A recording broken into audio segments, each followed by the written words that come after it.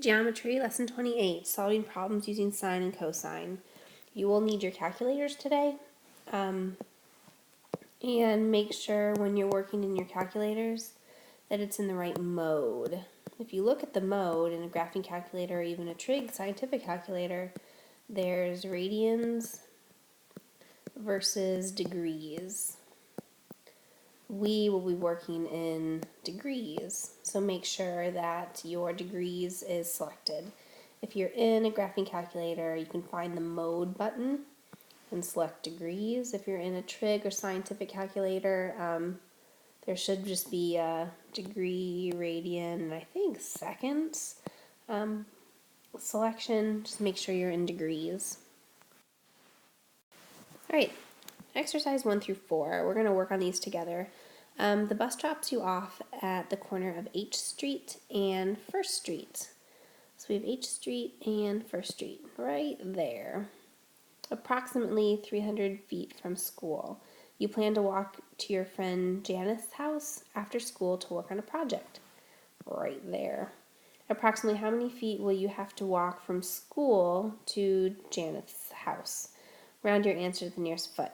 Hint, use the ratios you developed in lesson 25. Okay, let's talk about the problem a little bit. The bus drops you off at the corner of H Street and First Street, approximately 300 feet from school. I'm not sure why that's relevant. The bus could have dropped me off right here in the problem, and then it would have made better sense.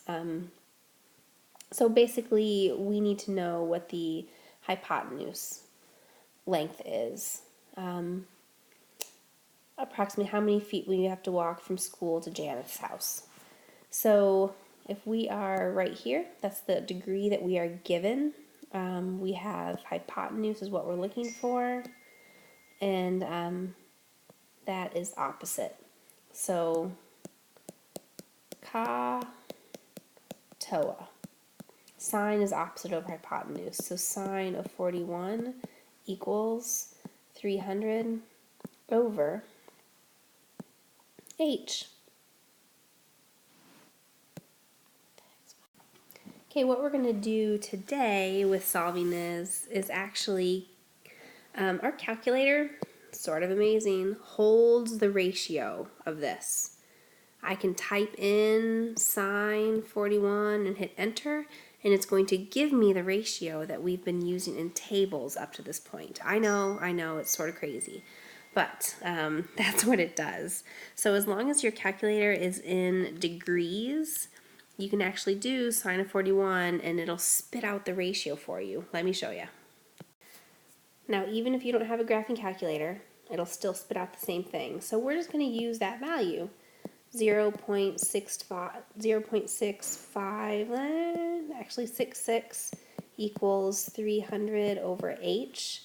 You can put this over 1 and cross multiply. 0.66h equals 300 over 0.66 over 0.66. H equals 457.3 feet. Right there. Notice I just did 300 divided by my answer. This was my previous answer, so I didn't have to round any in my calculator, and my accuracy is just going to be a little bit better with my problems. So I know it said to use the ratios developed in lesson 25, but why not start today's lesson learning how to do this a little bit easier? Okay, use a calculator to find the sine and cosine of theta. Give your answer rounded to the 10,000th place. Really, you're just typing sine, 10, enter. And my calculator says 0.1736481777. They said 10,000th place. I didn't have room to write 10,000ths. That is 4 after the decimal point. So I apologize, but you can go through the exercise yourself if you would like. What do you notice about the numbers in the row sine compared to the numbers in the row in the row sine theta versus the row cosine theta? They repeat, but backwards. Provide an explanation for what you noticed in exercise 2. Well, remember we learned a few lessons ago that sine of theta, and that's equal to cosine of 90 minus theta. They're complementary. The angles are complementary.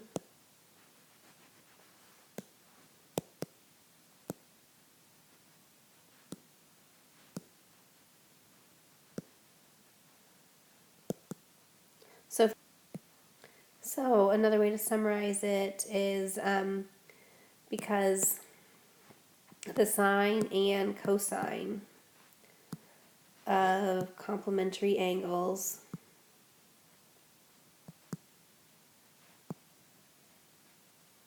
are equal. Angles are equal.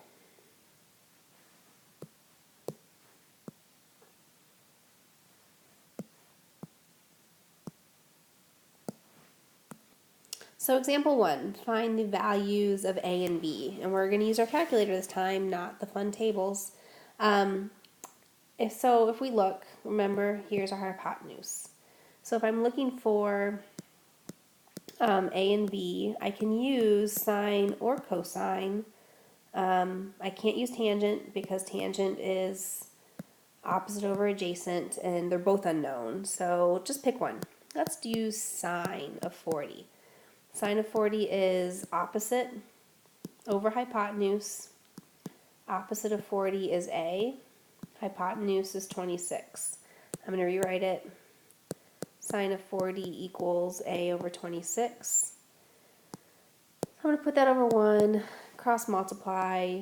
26 times sine of 40 equals A. So get out your handy dandy calculator and just type in 26 sine 40. Notice I didn't even have to close my parentheses. Oops. Here. Okay, it's not a big deal. There's nothing after it. So A equals 16.7. I'm out of space for B. Let's just do B in blue. I can do cosine of 40 equals adjacent over hypotenuse, B over 26. Okay, over 1, cross multiply, B equals 26 times cosine 40. Really quick, 26 cosine 40, I got 19.9. If you're wondering about getting the problems right, you can always double check with the Pythagorean Theorem because they're right angles and it will work. Oh, c squared, where c is 26. Exercise 5. A shipmate set a boat to sail exactly 27 degrees northeast from the dock. After traveling 120 miles, the shipmate realized he had misunderstood the instructions from the captain. He was supposed to set sail going directly east. How many miles will the shipmate have to travel directly south before he is directly east of the dock? So basically, what is this distance? Round your answer to the nearest mile. So here we have the hypotenuse, and x is opposite it. So sine is opposite over hypotenuse. So sine of 27 equals x over 120. Okay, if we just cross multiply, we can say that 120 times sine 27 equals x. Type that out really quick.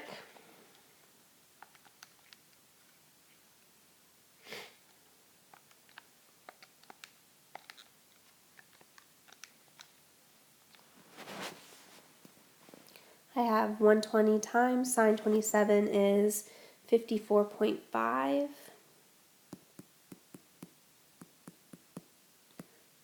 miles due south to get back to going directly east of the dock. How many extra miles does the shipmate travel by going the wrong direction compared to going directly east? Well, he went 120 miles. Oh, so wait a minute. Let's sketch that drawing again. Let me look at mine. Here we go. We're trying to figure out what this distance was to see how much more he went. what did we find? 54.5 was this one, this distance.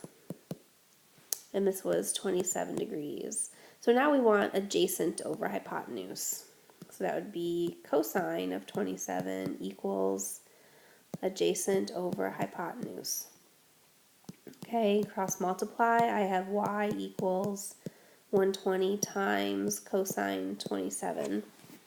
Let's type that out, 120 cosine 27, and that is 106.9 miles. So that was wrong. Actually, I could have used it. So 120 miles is what he traveled when he really only needed to travel 106.9 miles. 120 minus, so that was 13 miles extra, but what about what he traveled here extra too?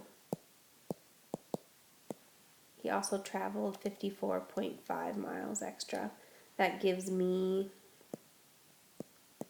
67.6 miles total traveled extra. That's a lot of miles.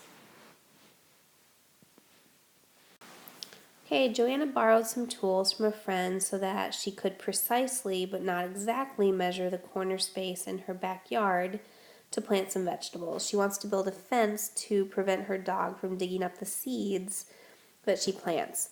Joanna returned the tools to her friend before making the most important measurement, the one that would give the length of the fence. Joanna decided that she could just use the Pythagorean theorem to find the length of the fence she would need.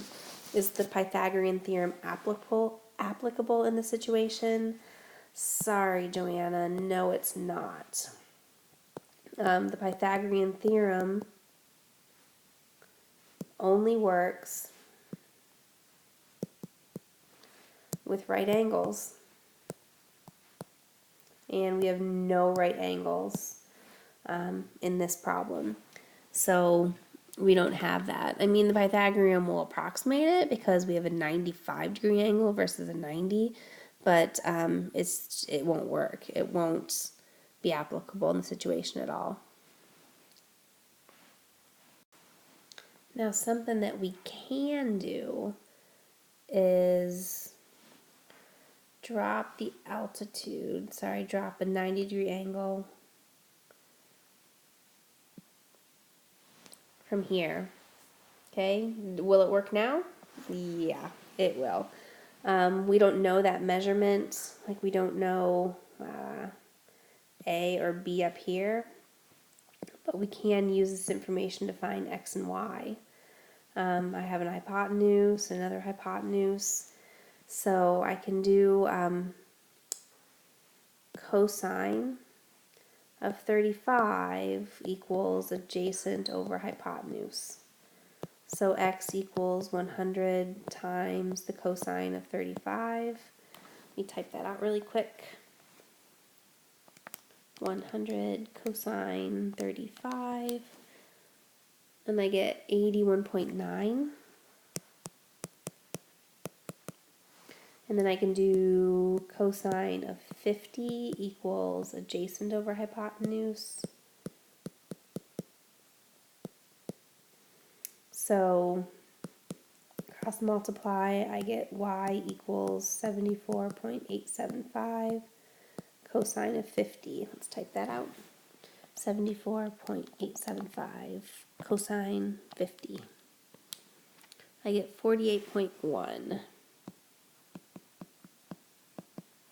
If I add those two together, 81.9 plus 48.1, I get 130. It's a nice round number. So if we did Pythagorean theorem, a squared plus b squared equals c squared, 100 squared plus 74.875 squared equals c squared. C would be about 124.9. Okay, it's an approximation, but not perfect. The measurements of the triangle shown below are rounded to the nearest 100. Calculate the missing side length to the nearest 100. Thankfully, we just did that last exercise because now we know how to do this one. Okay, I have two right angles, and there's my hypotenuse. Adjacent over hypotenuse would be cosine of 39 equals x over 4.04. Cross multiply. 4.04 times the cosine of 39 equals y. 4.04 cosine 39. Y equals 3.1. On the other side, cosine of 42 is adjacent over hypotenuse. Over 1, cross multiply. I have y equals 3.85 cosine of 42.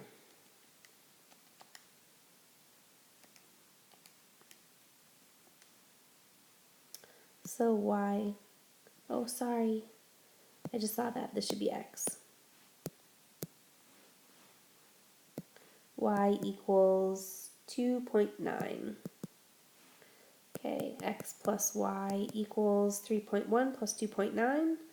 That gives me 6.0.